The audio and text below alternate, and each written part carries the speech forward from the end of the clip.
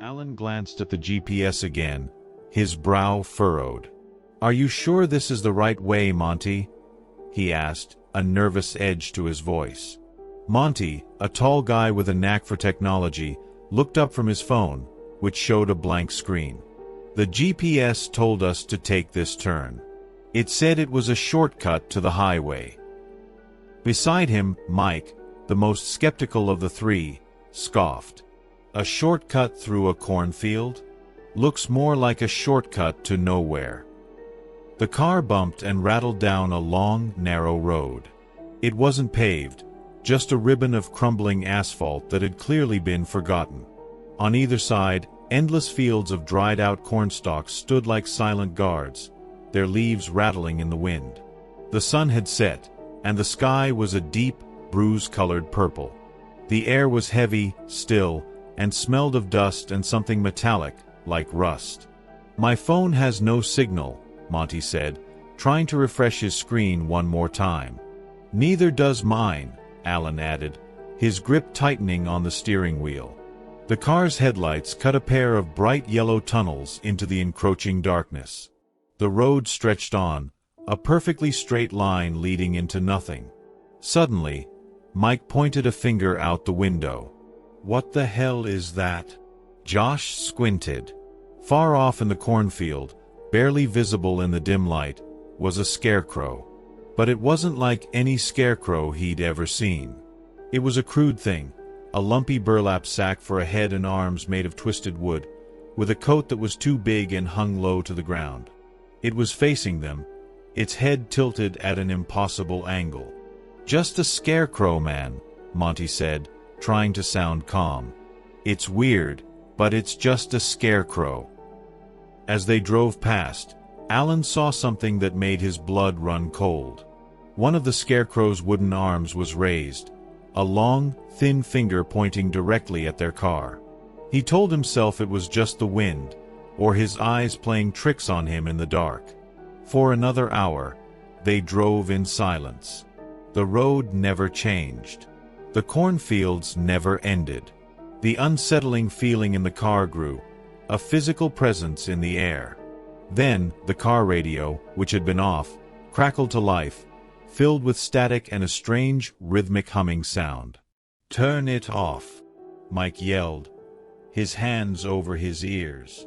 Alan tried to turn the radio off, but the knobs were unresponsive.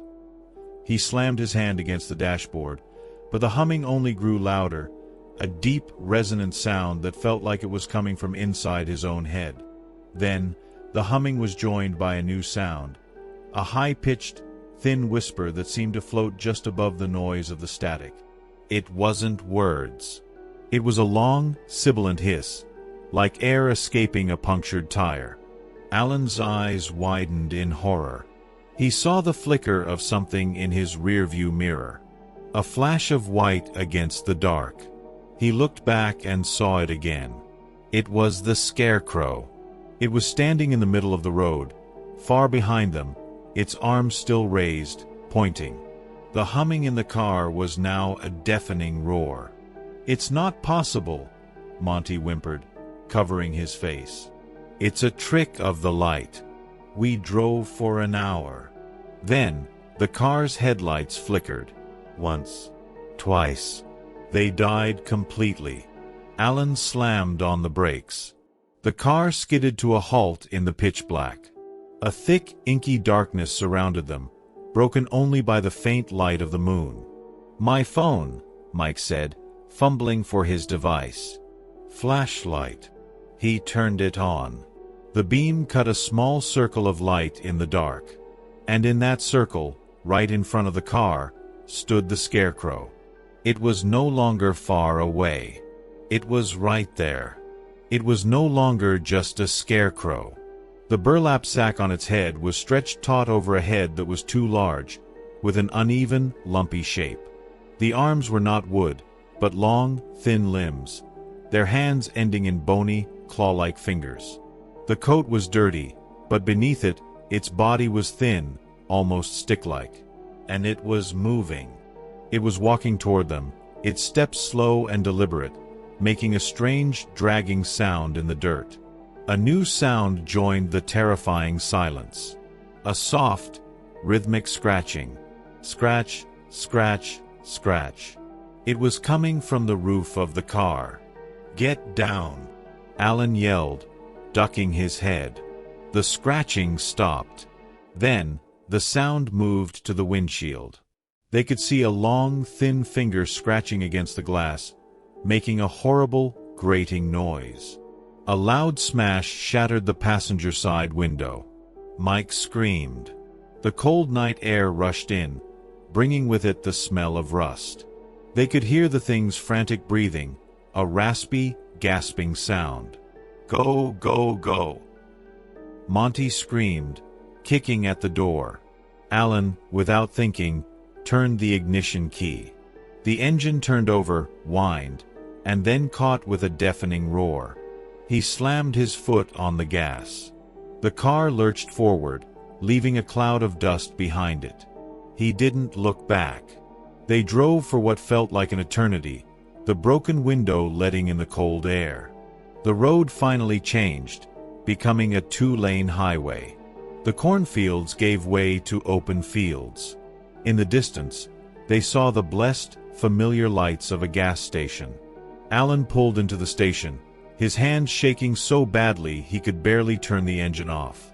They all scrambled out of the car, breathing heavily, their eyes wide with terror. The gas station was old, but the lights were on. It was a beacon of safety. "We made it," Mike gasped, leaning against the car. "We're safe." Just then, the lights of the gas station flickered. Once. Twice. Then they died completely. The streetlights up the highway went out, one by one, like a row of falling dominoes. Total darkness. Alan's phone suddenly buzzed in his pocket.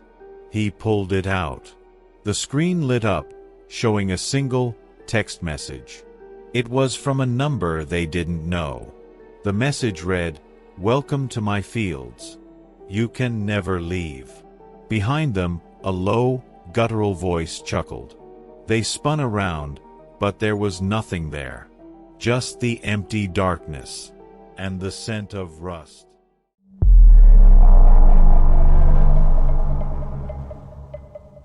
Josh gripped the steering wheel, the hum of the engine the only sound in the suffocating quiet.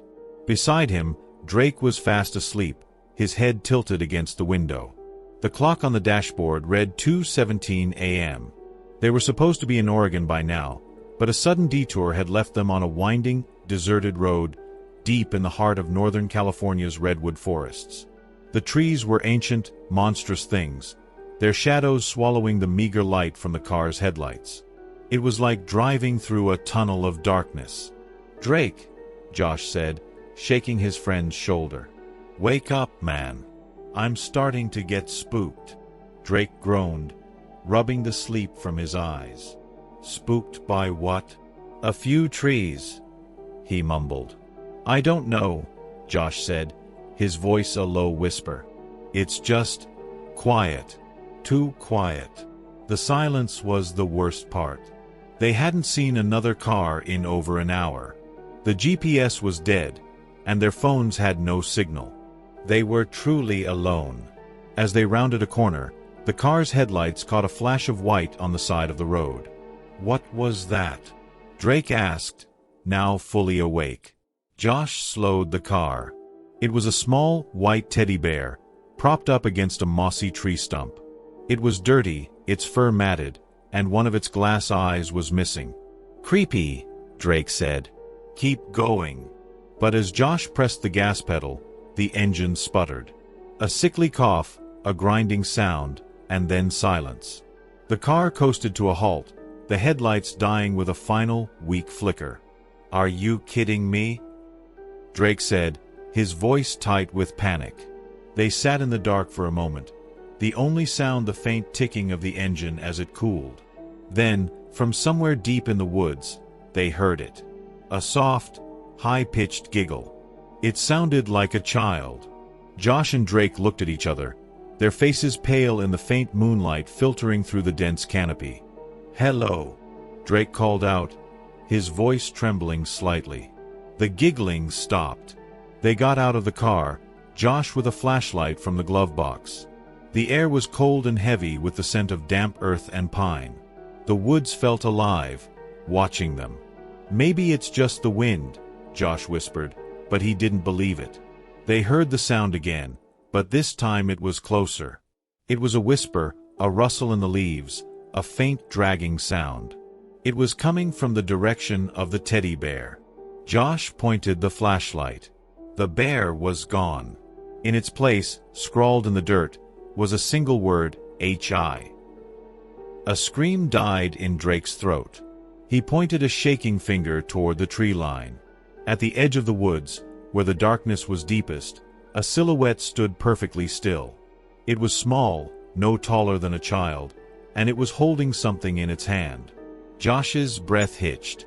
It was the teddy bear.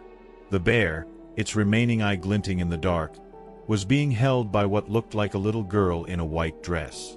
"We need to go," Josh said, his voice barely a whisper. He started walking back to the car, pulling Drake along with him. They fumbled with the car door, their hands clumsy with fear. Just as they were about to get in, they heard a new sound. A tapping. Up, up, up. It was coming from the back of the car. They froze, their blood turning to ice. The tapping was slow, deliberate. It sounded like a tiny hand against metal. "Just get in the car," Josh hissed, pushing Drake inside. He jumped into the driver's seat and tried to turn the key. Nothing. The car was completely dead. Then they heard it right outside the passenger window. A soft, scratching sound.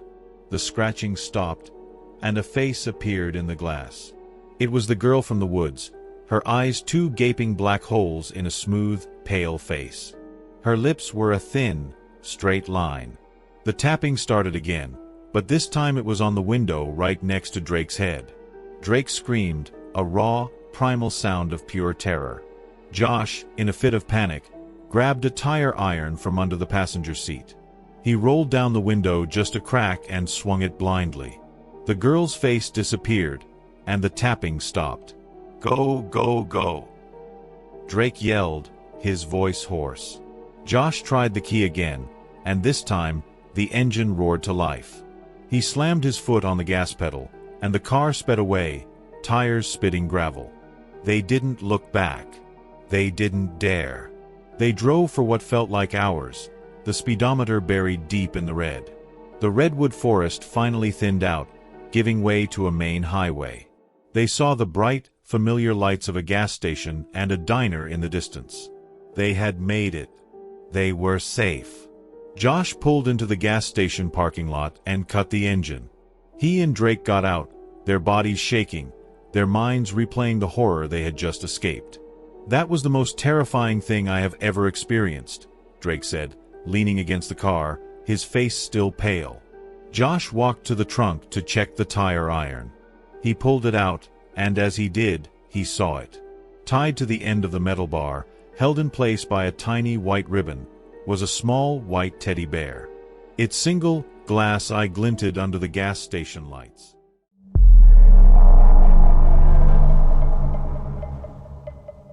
Felix, 8 years old and tired of the back seat, stared out the window. The car was filled with the soft hum of the radio and the steady breathing of his younger sister, Lily, asleep beside him. His dad, Mark, was at the wheel, and his mom, Sarah, was navigating with her phone. They were on their way to visit their grandparents, a long road trip that had gone from exciting to exhausting. "Are we there yet?" Felix asked for the 10th time. "Not yet, buddy," Mark said, smiling into the rear-view mirror. "Just a little bit longer." Suddenly, the phone in Sarah's hand went dark. "My battery died," she said, her voice a little too cheerful. "And the GPS went out right before that." Mark laughed. "No problem. We'll just follow the signs." But there were no signs. The main highway had branched off onto a smaller, two-lane road that seemed to stretch forever. The sun was a fading orange line on the horizon, and the world outside was growing dim. They passed the last of the big billboards and then nothing. Just endless fields on either side. As darkness fell, a strange feeling crept into the car. The radio began to fizzle, and then died completely. The silence was thick, pressing in on them from all sides. The fields, once a simple landscape, now seemed to hold a secret. The cornstalks stood like skeletal figures in the dim light, their leaves rustling like 1,000 whispered secrets. "I'm cold," Lily whimpered, waking up. Sarah handed her a blanket, but the cold seemed to be coming from inside the car, a deep, unsettling chill. Then Felix saw it. A figure in the field, far off the road. It looked like a scarecrow, but it was too tall, too thin. Its arms were stretched wide, and its head was tilted at an impossible angle, as if staring at them. "Dad, look," Felix said, pointing. Mark and Sarah followed his gaze. "Just a scarecrow sport," Mark said, but his voice lacked conviction. They drove on, and the scarecrows appeared again. One in every field. Each one was a little different, but they all had the same unsettling posture, the same impossible tilt of the head. As they passed one, Felix swore he saw its head turn, just a little, to follow the car. He didn't say anything. He didn't want to sound like a baby. The car's engine began to sputter. Mark pressed the gas, but the car slowed, then coughed, and finally died. "No, no, no," Mark said, turning the key. The engine made a weak clicking sound, then fell silent. "The gas tank was full," Sarah said, her voice trembling. They sat in the dark, the car's headlights now just a memory. The only light came from a sliver of moon and the distant, lonely stars. The silence was broken by a soft, rhythmic scratching on the roof of the car. Scratch, scratch, scratch. Lily started to cry, a high-pitched, panicked sound. "It's just a branch, honey," Sarah said, trying to sound calm, but her hands were shaking. The scratching stopped. And then, a sound that made their blood run cold. A child's laugh. A soft, clear giggle that seemed to come from just outside the window. Mark, his face pale, grabbed the flashlight from the glove compartment. He flicked it on, pointing it out the driver's side window. Nothing. He pointed it at the back seat window. Nothing. Then, from the front, a low, guttural voice chuckled. It was a sound that didn't belong to a human. It was dry, like rust. "Everyone, stay calm," Mark whispered, his voice barely audible. The child's giggle came again, this time from behind the car. Mark pointed the flashlight in the rear-view mirror. In the small circle of light, a figure stood. It was the scarecrow from the field, its burlap head stretched tight over a bony frame. Its arms were no longer wood. They were long, thin limbs, with bony fingers that looked like claws. It was holding something. A small, blue music box. The one Lily always slept with. Lily screamed, "My music box!" The scarecrow tilted its head, and the music box in its hand began to play a soft, tinny lullaby. The tune was slow and distorted, like a broken toy. Mark tried the key again, and with a roar, the engine came to life. He slammed his foot on the gas, and the car sped away, leaving a cloud of dust behind it. He didn't look back. They drove for what felt like an eternity, the speedometer buried in the red. The fields eventually ended, giving way to a main road. They saw the faint, blessed lights of a gas station in the distance. Mark pulled into the parking lot, his hands shaking. They all scrambled out of the car, breathing the cool, night air. They were safe. Mark walked to the trunk to get something to clean the windshield, which was now covered in what looked like mud. As he opened it, he saw it. Leaning against the spare tire was a small, crudely made scarecrow. It had a burlap head, a body of wood, and in one of its wooden hands, it held a faded photograph of their family. And scrawled across the picture, in what looked like blood, was a single, simple word. Mine. A soft, rhythmic tapping started coming from inside the trunk. Tap, tap, tap. Mark slammed the trunk shut and ran to the car. He didn't look at his family. He just knew. They weren't safe. Not yet. Not ever. The road had led them somewhere they could never leave.